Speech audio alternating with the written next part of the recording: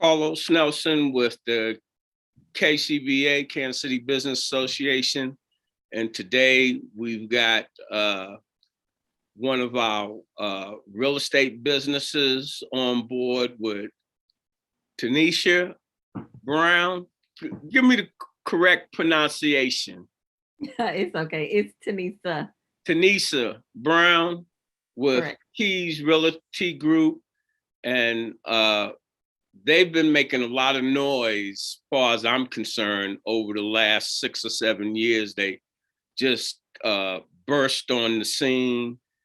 And I took notice because I like to look at real estate and so forth, and was very interested in getting Miss Brown on the show. And by the way, they just opened up a new office in St. Louis. But Tenesia, welcome to the KCBA. And I'd like you to tell our audience a little bit about yourself. And as I say, you know the drill. Most people know I'm talking about from kindergarten on to where you're at now. Okay. Well, first, let me thank you for reaching out to me and having me on the show. I am very honored to be here and to tell my story. You want to go back forward? Whew, I'm kind of old to be going back to kindergarten. That's So all right. Because okay. how I feel, your story, my story, and stories like this in our community, from an entrepreneurship point of view in business, our kids need to see this. Oh, most definitely. Because what's going on in most households, go to school, go to college, get a job, work for somebody. Okay. So I will take you back to the most significant time that I can remember, I suppose. So I'm, of course, originally from Kansas City, born and raised. So, I'm a KC hometown girl. Wow. It's pretty ironic that I ended up in real estate because I feel like it ties back into everything that my entire life. So uh, again, I grew up in Kansas City. I probably went to every elementary school that we had in Kansas City. So we moved around a lot as a kid. We moved probably like every 6 months. So I mean, I've gone from Woodland Elementary School, Francis Willard, Comp, all these schools that aren't even here anymore. KB Richardson, Three Trails Elementary, some probably schools in between there. So I really, really moved around a lot. So I was always the new kid everywhere we went, which was pretty difficult if you can remember elementary or even school. Kids are kind of cruel. So I'll fast forward to let's go middle school. So middle school, I went to Lincoln Prep. Um, so that was probably like the life changing moment because I understood. Well, I guess I didn't really know I was smart, but I guess I was smart because they ended up sending me to gifted and talented schools, and then I ended up going to Lincoln Prep. I think the most significant thing about me that kind of changed my life and made me kind of get serious because I would probably say that people would probably label me a bad kid, but I think that I was just bored in school because I guess I was a little gifted. But I became a teenage mom at 15. So I had my first child at 16. And it was kind of difficult moving around a lot. I was a homeless teen. So my parents put me out when I was 13. So I had 13 sisters and 9 brothers. So I kind of lived with almost all of my sisters from the age of 13 until 15. Um, I got pregnant, had a kid at 16. It was hard going to school full time and working full time. So I got my GED right up here at I think on 47th Street. What is that? Job Corps at Job Corps. I moved out and got my own place at 16, and I worked full time and took care of kid. Went to college, kind of wasn't for me, but I knew that what I wasn't going to do was have my son grow up the way that I grew up. So having my child was the first I guess the first realization of purpose. It gave me purpose to kind of do things the right way. So I wasn't the average teenager. I didn't get to go to parties or high school and things like that. I had to go to work and raise a kid, pay bills. Um, so I think that my first kind of realization about real estate came when I lived in these apartments called Village Green off of 45th and Paseo, and I was 16 all the way to 18 paying $425 in rent, and my neighbor was paying $25. Funny thing is, so I go to the office, I'm like, "Hey, yo, this how you know I'm really young. Hey, yo, how do I pay $25 a month in rent? My neighbor paid $25. I want to pay $25 too." So they're like, "What's your name?" So I give them my name. They're like, "What's your address?" I give them the address. They're like, "We don't have you on the lease. We don't have a unit for you." I was like, "Yeah, yeah, it's my unit. I live there. Me and my son, you know."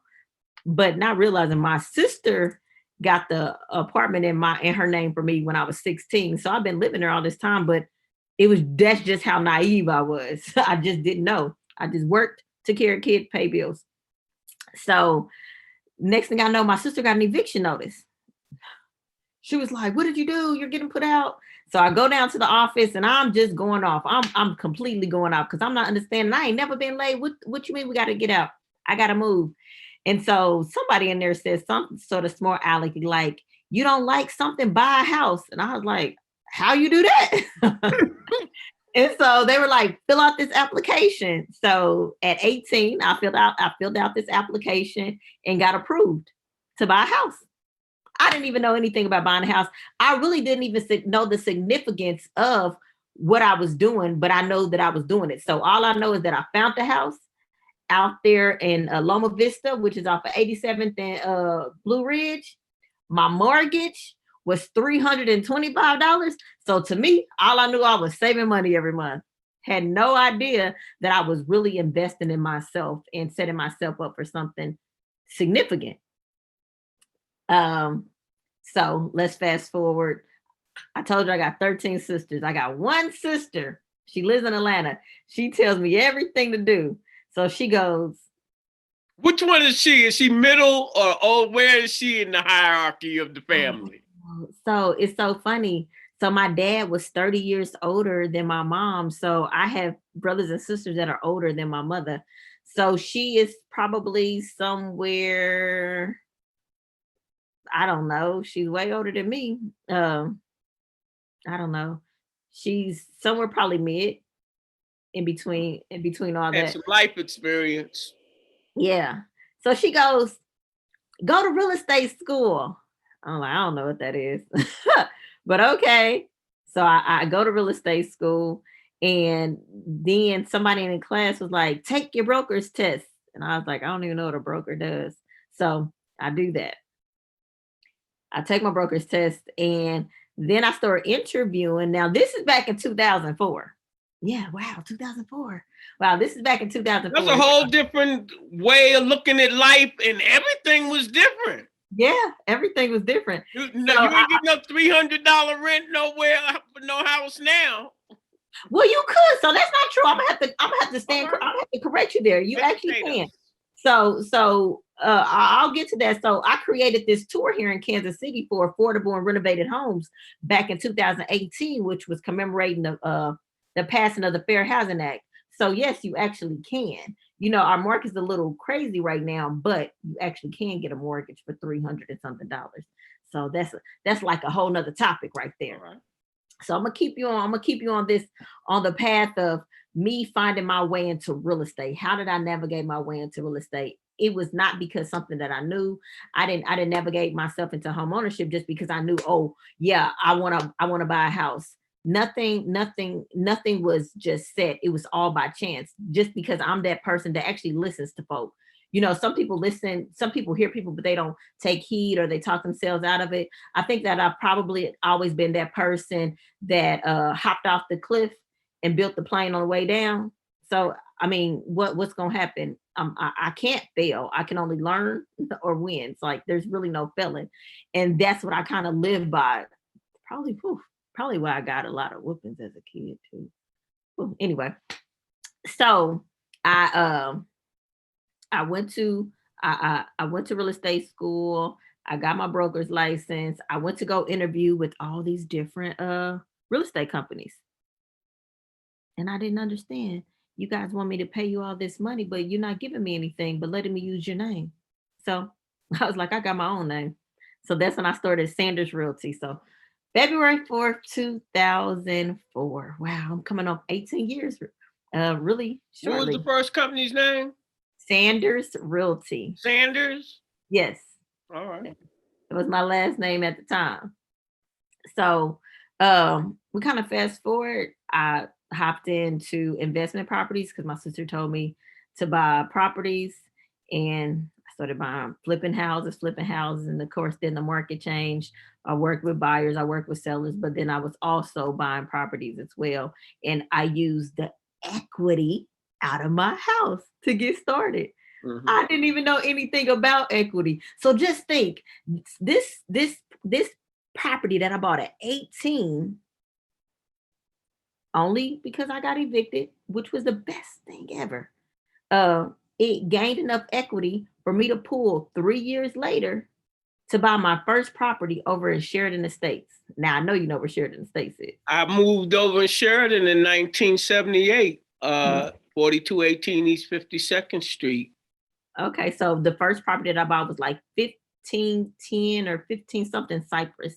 A lady's mother had passed away and she just wanted to get rid of the house. And it was a blessing to me. So Mhm. what she wanted to get rid of was a blessing to me. I bought that, and that just kind of catapulted my life into investing. I mean, I made a really good amount of money on that property, and I was like, oh my God, Should it have ain't made about look, 15 grand or more.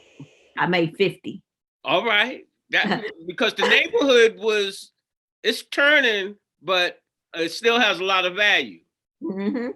So I was like, "Oh my goodness, it's not even income tax time." I've never seen this amount of money in my life at one time. So that just kind of how I just became an investor and a real estate broker. But that's not where I was just living life then. Let's just say that I was living, just working, traveling, having fun. I didn't really figure out my purpose in my entire life, the realm of real estate and just life in general until 2017. I think that was the significant year when my aha moment happened.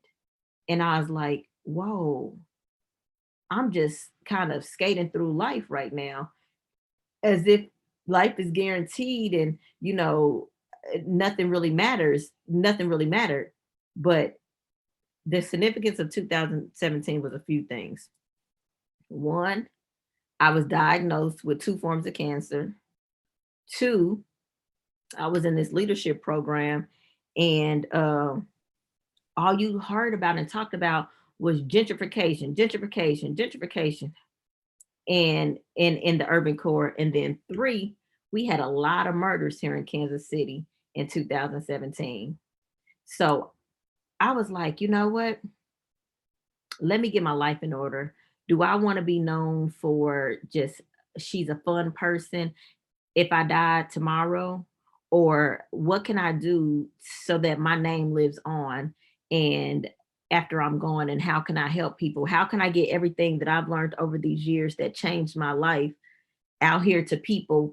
Because this thing called gentrification, these nobody's coming in here taking these properties. These are properties that are here. We're just not taking advantage of what's in front of us. We're not buying. When we get qualified, we go out to the suburbs. We don't stay where we are, or we just don't have the buying mentality in our head.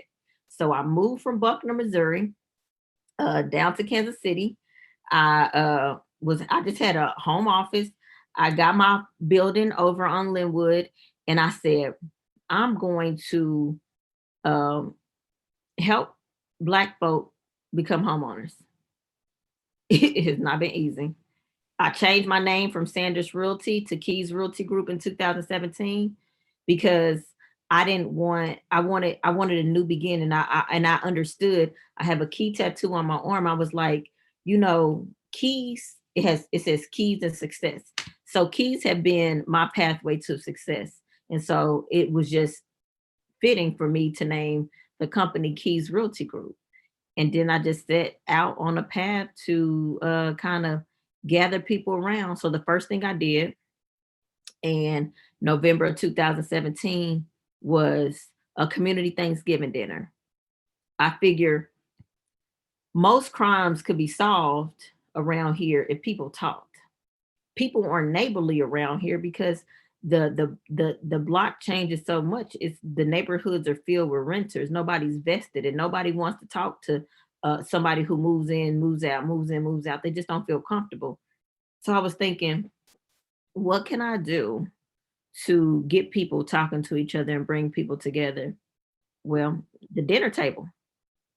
Dinner table is one thing that everybody sits down and talk. So I said, so for Thanksgiving, instead of going to get a bunch of turkeys and giving them out to people who sometimes don't even have a place to cook those turkeys, I'm gonna feed them a meal.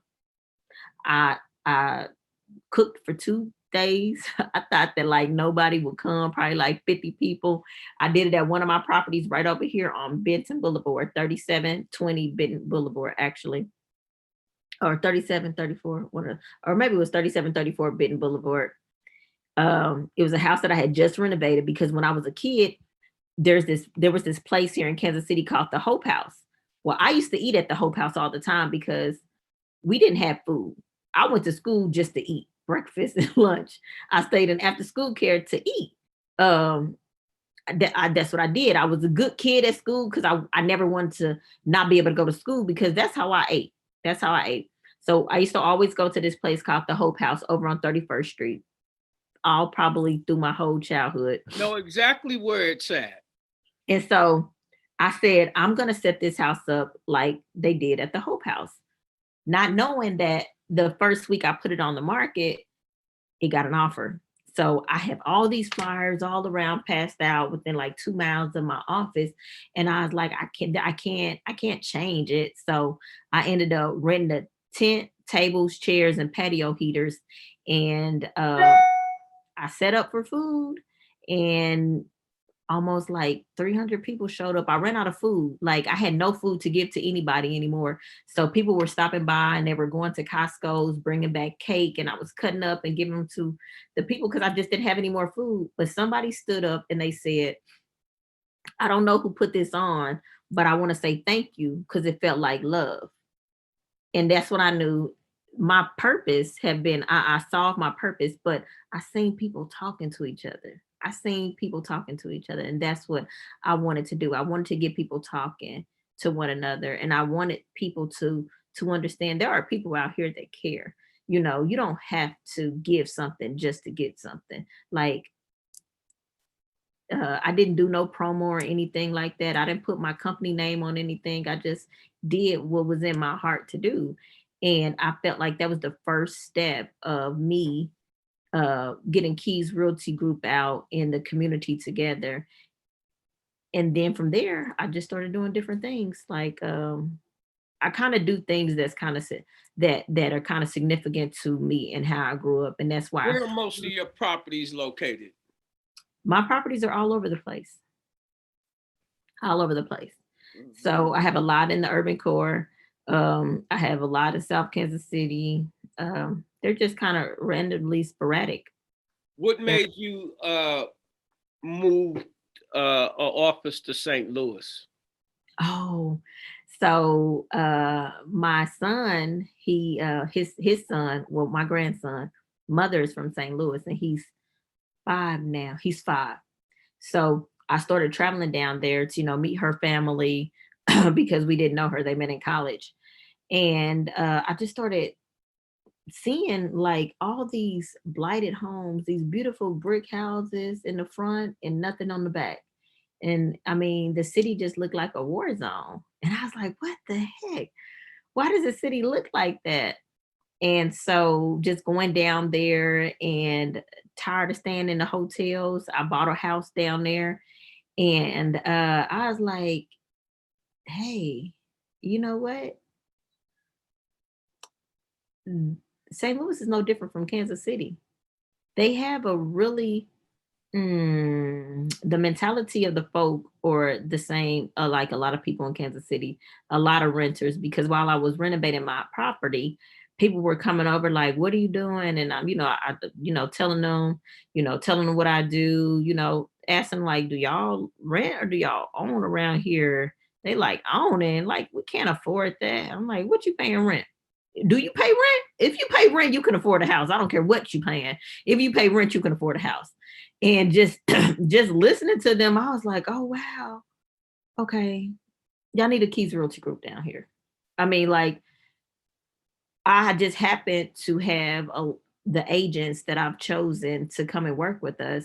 They share my vision. They share my passion, and they understand we put the people first. So we are probably the what differentiates Keys Realty Group from most real estate brokerages is we are truly a community real estate brokerage. So we put the people first. The money's gonna come afterwards. So a lot of people who we work with, sometimes they're not ready to buy right now, but we get them ready. Whether it's their credit, whether it's the down payment, whatever the case may be, whether it's just showing them that they can do it and how the process and that maintenance isn't a lot. Let me show you how to offset those. So we do a lot of education and we give a lot of resources to our clients. So that's real important. So we are truly the community real estate brokerage. And just like Kansas City, St. Louis needed that in their urban core. Tell me this, with interest rates getting ready to go up, how does that, you feel that's going to affect your business? So the thing is, we just happen to have really great, awesome interest rates for the past few years. So we've always, the interest rates what they're going up to is the normal. You know what I'm saying? We just happen to have really good interest rates. And the interest rates currently are still really good too. I mean, they are. Just tonight, they said the Fed's going, the last couple of nights, world news, they're talking about the interest rates to stem this inflation. And, it just costs so much to go to the grocery store now for the average person. Your story, to people that are listening to this, they might not really understand that. I would say 50%, maybe even 60%. That story is a story that most Black kids can relate to. Mm-hmm. Moving, all the different things that you talked about hit me square in the head from me working with sports and young youth, and the fact that a lot of the meals you received, and the fact that you got pregnant at a young age, 99.9% of those stories turn into tragedy. You have been blessed. I appreciate that. It's really putting. I have to tell you, it could have went one of two ways, just how you said. So instead of dwelling on, woe is me, oh my God, my mom did this to me. I'm sorry, I'm a grown up now. I done just decided to have this kid. I don't want this kid to grow up how I did. So I'm gonna have to do everything within my power not to let this kid grow up how I did. I don't want to be the one. I could remember looking at my mom hungry as heck. I can remember looking at my mom embarrassed going into this place, but you know what? I'm hungry. I'm gonna eat. That's probably why I love food now because all the meals that I did miss. But I think that people have to take that pain, take that hurt, take that trauma. One, they have to overcome that trauma. Two, they have to turn that into fuel to do something with it. You can't let it eat at you. It's just some things at some point you have to take control over your life. I think the one thing that most Black people don't do is go to therapy. I think that's the one thing that I did go to. I was as an adult, but then I kind of understood why I operated the way I did, why I thought the way I did, just a lot of things about myself. And it was then that I was able to, let things go, tell my mother, I'm not mad at you.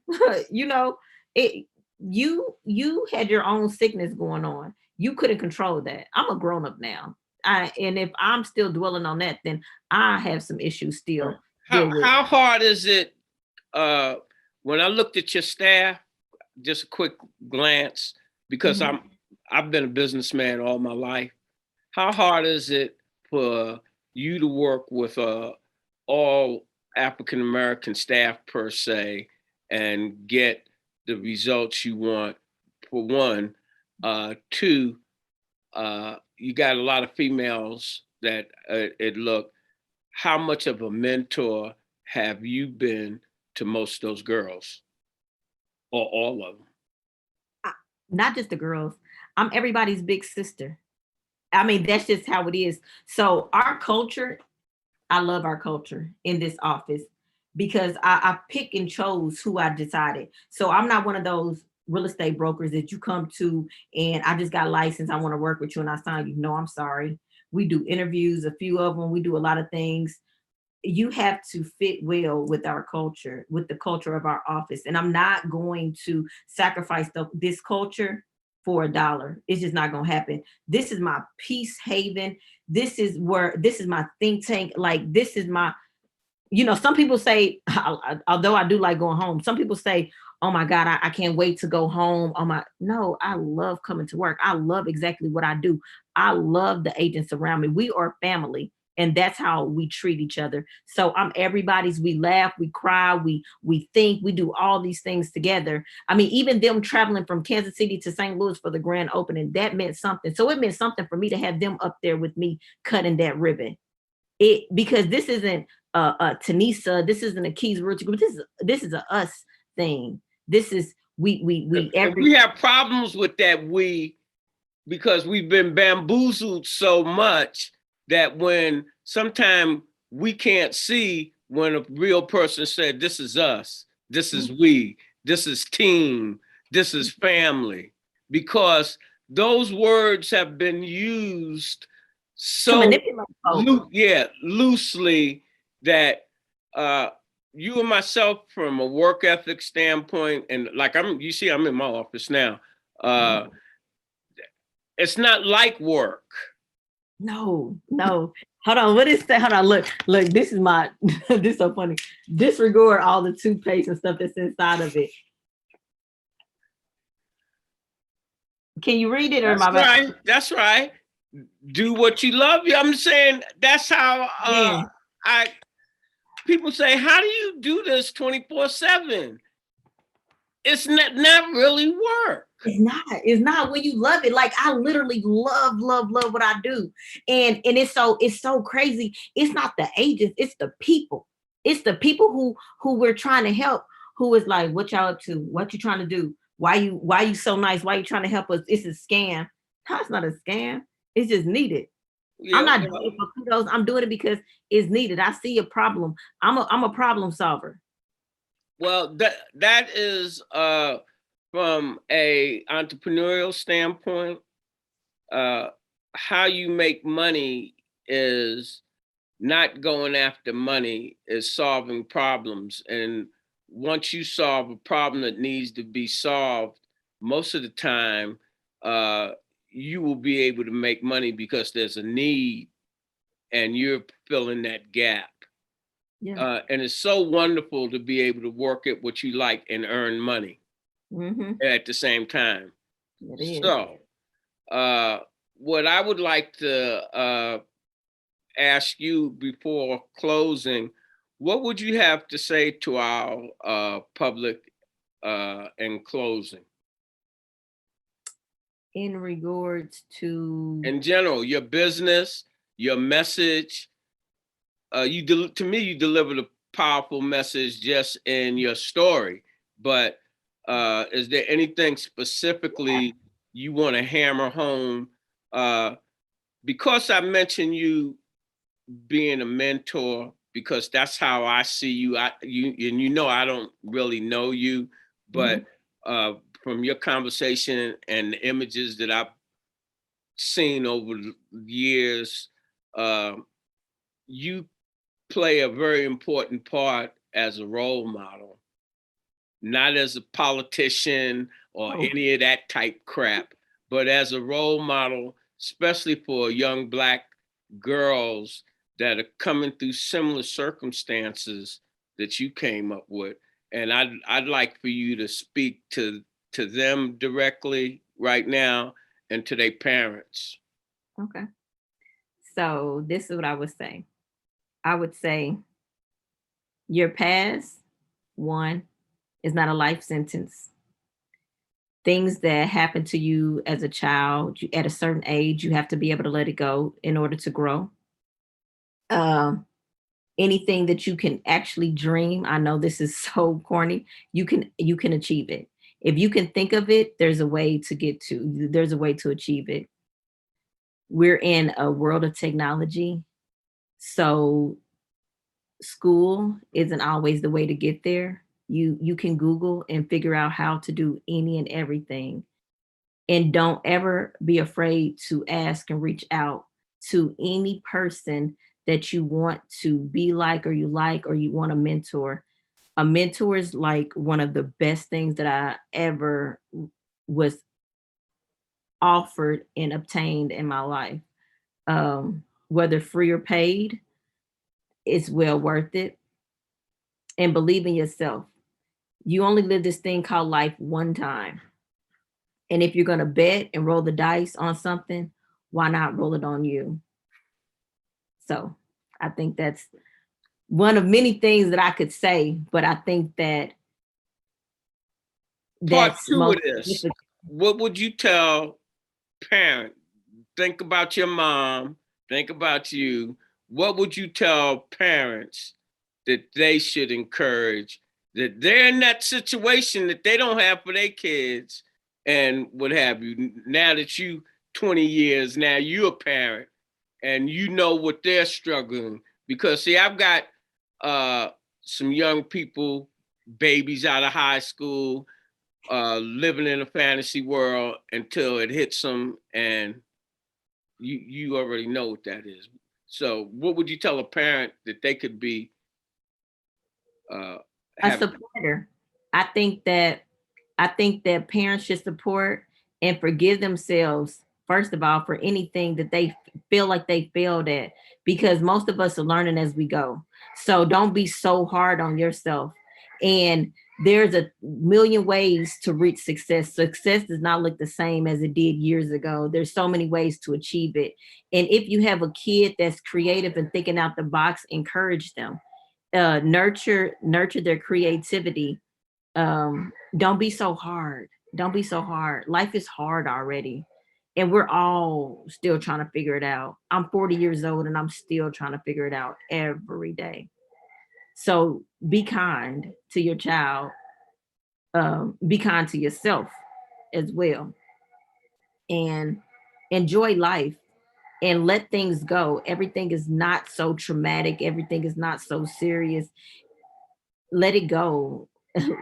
Let it go. It's so much easier to smile than to frown. And happy thoughts, your thoughts control your whole life. So as long as they stay positive, you live a positive life, because things is going to happen and it's not so bad. As long as you get a chance to wake up and you still breathing, you should be forgiving and smiling and finding something in your day to be happy about. All right. As we always say here at Cascade Media Group, when you invest in your community, you're really just investing in yourself.